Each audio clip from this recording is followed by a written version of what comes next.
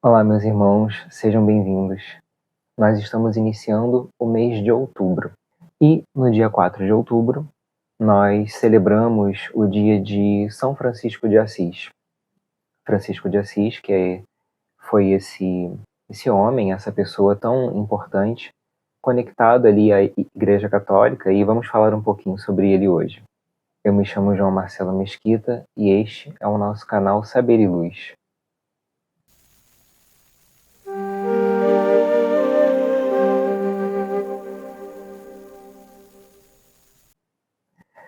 O nosso canal tem como proposta trazer temas espirituais, espiritualistas de uma maneira universalista. Então nós vamos beber de várias fontes, livros espíritas, espiritualistas, trazemos às vezes textos de Umbanda também. Então nós estamos sempre pesquisando, mantendo a nossa mente aberta e pesquisando sobre todas essas temáticas espiritualistas que são tão ricas e nos ajudam a sempre pensar como podemos conduzir a nossa vida de uma maneira um pouco melhor, um pouco mais equilibrada, trazendo paz para os nossos dias, ampliando as nossas percepções dentro do possível sobre todas essas temáticas. Francisco nasceu na cidade de Assis, na Itália, e ele vinha de uma família com recursos financeiros muito vastos. O pai dele tinha uma condição financeira muito boa, e no início da sua vida ele começou como muitos jovens começam quando têm essas questões financeiras, né, vivendo de uma maneira muito intensa, certos exageros, coisas que a gente sabe que acontecem. Pode não ser o caminho mais interessante, mas ainda é uma coisa muito comum de se ver no nosso mundo.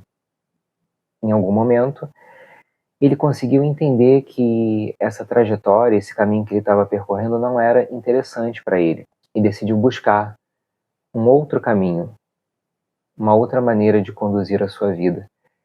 E foi na questão religiosa, na religiosidade, que ele foi trabalhando isso.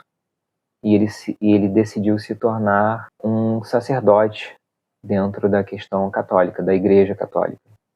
E ele se torna um frei. E ali ele vai se trabalhando, ele faz voto de pobreza, ele começa a exercitar o cristianismo de uma maneira muito intensa, muito viva. Ele foi vivendo o cristianismo de uma forma que muitos autores chamam de um cristianismo místico, que é esse cristianismo feito com um mergulho mais profundo.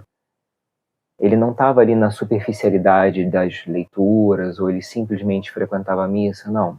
Era uma coisa mais intensa. Ele realmente buscava o sua autotransformação, sua automodificação, no sentido de se tornar a melhor versão dele mesmo. Nós podemos pensar, à luz das filosofias espiritualistas que nós pesquisamos, que esse movimento de compaixão tão forte que ele mostrou durante essa encarnação, com certeza não começou a se desenvolver naquela encarnação, como Francisco de Assis. E ele tinha muito essa capacidade, ele foi desenvolvendo a sua capacidade de compaixão a um nível. Isso é o resultado de um longo trabalho que esse espírito veio fazendo ao longo das suas múltiplas encarnações, para naquela vida conseguir se manifestar dessa forma. Isso não tira o mérito dele como Francisco, apenas aumenta. A gente vê que, de fato, tudo que o plano espiritual nos fala sobre o esforço do nosso crescimento, da nossa melhora íntima, é verdadeiro. Isso é acumulativo de uma encarnação para outra. Nós vamos nos melhorando ainda mais. Embora tenha o véu do esquecimento, a gente não lembra, mas o que já está plantado em nós continua a se desenvolver, como aquela sementinha que Jesus falou tantas vezes em suas parábolas. Ela está dormindo ali no seio da terra e em algum momento ela começa a crescer e devagarzinho ela vai despertando, desabrochando. Ao longo das múltiplas encarnações nós vamos passando por esse desenvolvimento. Francisco de Assis era muito conhecido pela sua compaixão, pela sua gentileza para com o próximo, sem dúvida, com todas as pessoas, mas não só isso. A capacidade de amor desse espírito era tão vasta que ele estendia isso a todos os seres vivos da criação. Então nós estamos falando aqui também dos animais e de todas as forças que a natureza tem. É muito associado a ele a questão de usar a palavra irmão e irmã para se referir aos seres. Então, as irmãs aves, o irmão lobo, o irmão sol, a irmã lua. Ele tinha mesmo essa capacidade de compaixão, como nós falamos, muito desenvolvida e continuou a se trabalhar.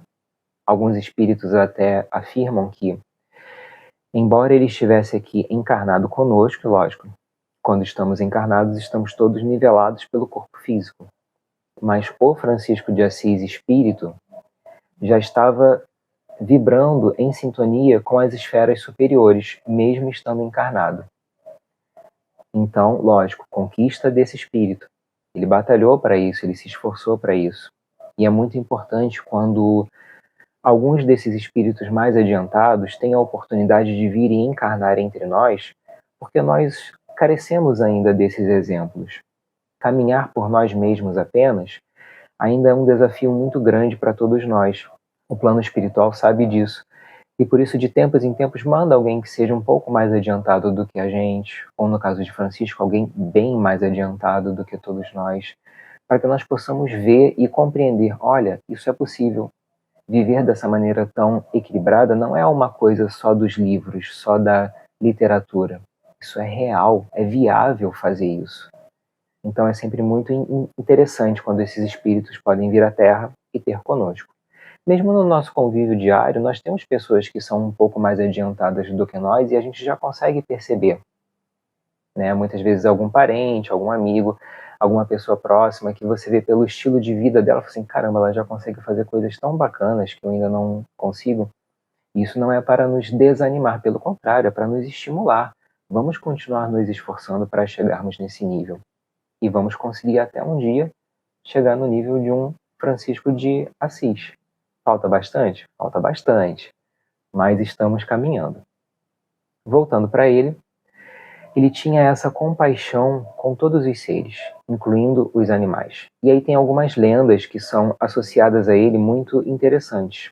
Uma delas fala que certa vez ele estava peregrinando, né, com outros monges, porque isso era muito comum, eles se deslocavam entre as igrejas, entre os povoados, para falar sobre a mensagem de Jesus, aquela coisa toda.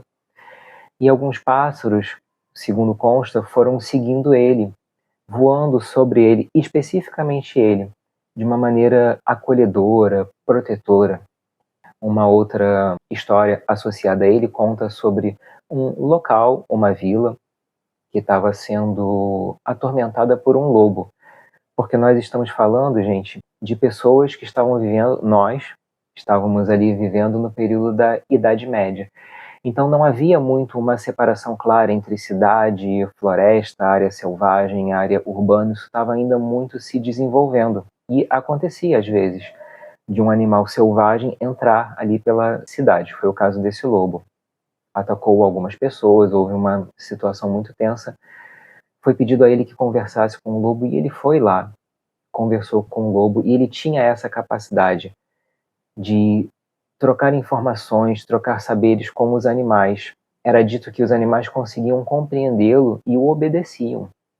E ele também compreendia o que os animais estavam pensando e sentindo. Como é que nós podemos interpretar isso? É um espírito que já tinha essa capacidade de amor dilatada de uma tal forma que ele conseguia, nas suas palavras, revestir essas palavras com uma vibração amorosa. Porque ele estava sendo totalmente real. Quando ele dizia que amava essas criaturas, não era da boca para fora, era o sentimento verdadeiro daquele espírito super adiantado, super amoroso. E os animais, embora eles estejam em um reino abaixo do nosso, eles são sensíveis, eles têm percepção dessa forma. Se você se aproxima deles de uma maneira amorosa, pelo menos nesse quilate que nós estamos falando, eles conseguem perceber e o lobo se afastou. E tem muitas histórias associadas a ele também.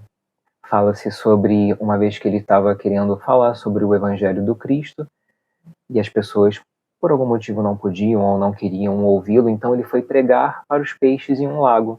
E os peixes se aproximaram dele e pareciam estar prestando atenção. É claro que os animais não conseguiam compreender as suas palavras, mas sem dúvida sentiam a vibração amorosa que vinha dele. O amor é uma linguagem universal.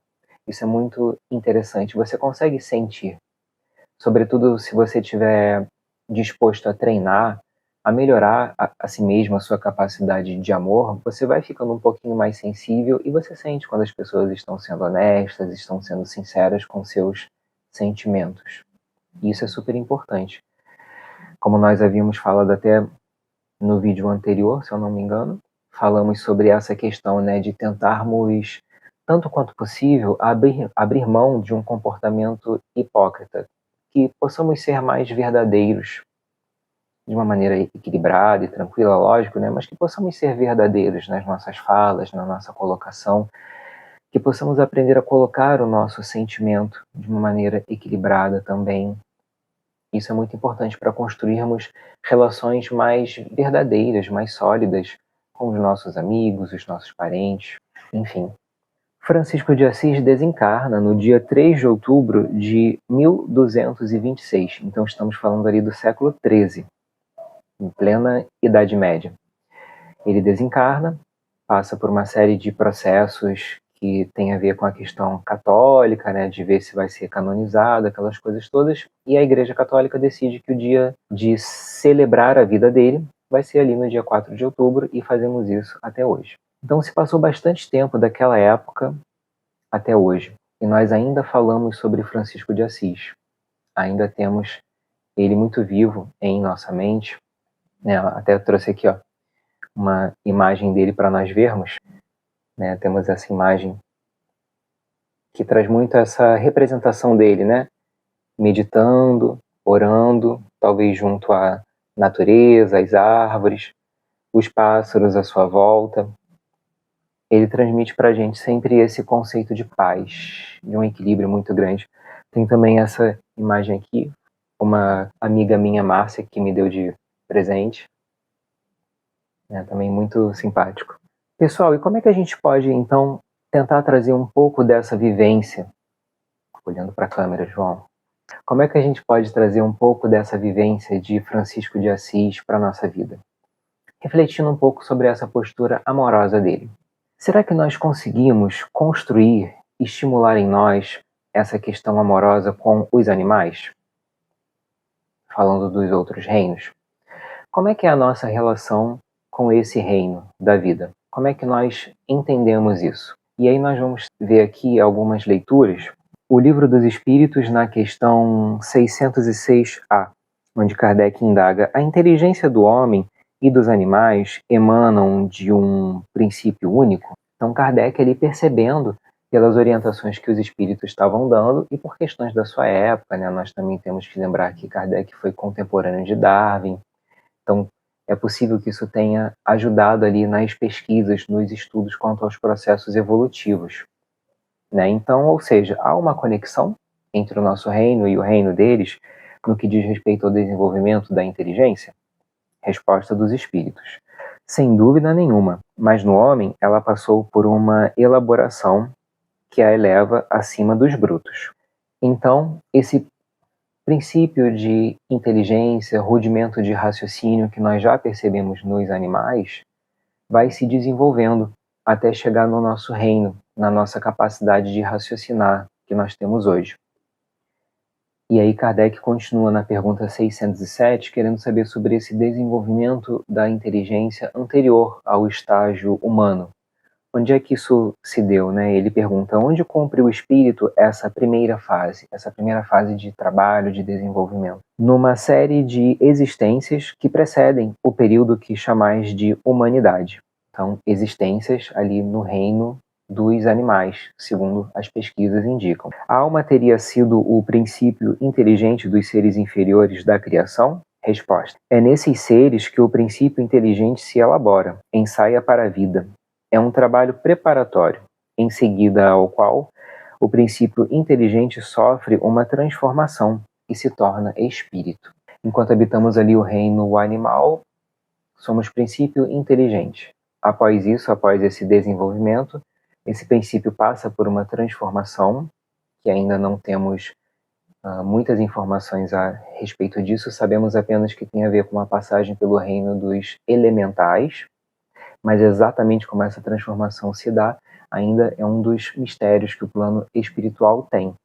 Não, pessoal, quando nós falamos em mistérios, não é que eles queiram manter essas coisas escondidas de nós, é porque nós ainda não alcançamos o desenvolvimento para compreender a fundo essas questões. É nesse sentido que nós falamos. Então, esse princípio inteligente passa por essa transformação e vai ser chamado de espírito quando chega no reino humano. Então, veja bem, a nossa conexão com esses irmãos é muito grande, porque nós viemos desse reino. Se nós viemos desse reino, os animais que estão à nossa volta, cachorros, cavalos, vacas, todos os animais que existem, porcos, enfim, todos eles estão ali por um determinado período e também vão passar por processos evolutivos até chegar no nosso reino, no reino hominal. Mas a questão que fica é a seguinte: nós estamos permitindo que esses animais cumpram o seu processo evolutivo, a sua encarnação, para colherem os aprendizados necessários para chegar no reino hominal? Muitas das vezes, pelo fato de que nós temos uma inteligência superior a eles e nós conseguimos controlá-los, dominá-los e até fazer mal a eles, muitas das vezes a gente faz isso. E é importante que a gente lembre que sempre que nós interferimos de uma maneira negativa na vida dos animais, nós estamos atrapalhando o processo evolutivo deles. Uma coisa que poderia levar um tempo X vai levar muito mais, porque esse animal vai ter que reencarnar, vai ter que passar por todos os outros processos. Reencarnar talvez não seja bem o termo, mas vocês compreendem, né? Voltar à carne, voltar para uma nova existência corpórea. Então é muito importante que a gente, todos nós que gostamos desses estudos espiritualistas, universalistas, que nós comecemos a pensar na nossa postura em relação aos nossos irmãos menores, que são os animais. É muito importante que a gente construa uma relação mais tranquila com eles. Uma coisa que os espíritos falam é que em todo o processo evolutivo, e isso vale para o universo inteiro, a intenção é que os seres mais elevados ajudem os seres que estão ainda um pouquinho mais atrasados nos outros reinos a caminhar. Então nós contamos com a ajuda dos espíritos superiores, espíritos que realmente já são melhores do que nós, podiam estar em outro lugar fazendo outras coisas e estão aqui nos ajudando de boa vontade, de coração, com muito amor. Ainda bem que eles podem fazer isso por nós, a ajuda deles é muito importante. Então eles estão para nós, assim como nós estamos para os animais. Mas será que nós estamos conseguindo ajudar os animais ou nós estamos atrapalhando a vida deles? Isso é importante para a gente pensar. Pessoal, para concluir aqui o nosso vídeo, eu quero falar com vocês, ler com vocês a oração de Francisco de Assis. É uma oração muito bonita que foi feita em homenagem a ele, justamente por conta dessa postura dele tão respeitoso com a vida de uma maneira geral. Então vamos lá juntos? Oração de São Francisco. Senhor, fazei de mim um instrumento da vossa paz. Onde houver ódio, que eu leve o amor. Onde houver ofensa, que eu leve o perdão. Onde houver discórdia, que eu leve a união. Onde houver dúvidas, que eu leve a fé. Onde houver erro, que eu leve a verdade. Onde houver desespero, que eu leve a esperança. Onde houver tristeza, que eu leve a alegria. Onde houver trevas, que eu leve a luz. Ó Mestre, fazei que eu procure mais consolar que ser consolado, compreender que ser compreendido, amar que ser amado, pois é dando que se recebe, é perdoando que se é perdoado, e é morrendo que se vive para a vida eterna. Então temos aqui toda a orientação do passo a passo de como proceder para termos uma vida um pouco mais equilibrada, um pouco mais tranquila. Fazer ao próximo o que gostaríamos que fosse feito a nós mesmos, como consta nos evangelhos. E nós temos isso bem mastigadinho aqui na oração de Francisco de Assis. Eu quero ver amor e bondade no mundo, então eu preciso ser esse movimento de amor e bondade no mundo. Eu preciso pôr em movimento essas energias. Eu preciso ir ao encontro delas. Para que eu atinja uma determinada faixa vibratória, eu tenho que construir o caminho até essa faixa vibratória. Então nós temos que fazer esse movimento. E nós podemos. Francisco de Assis, com a sua encarnação, demonstrou para nós que é possível chegarmos nesse nível de amor, de equilíbrio. Basta que a gente comece um passo de cada vez, ainda que devagar, mas caminhando sempre.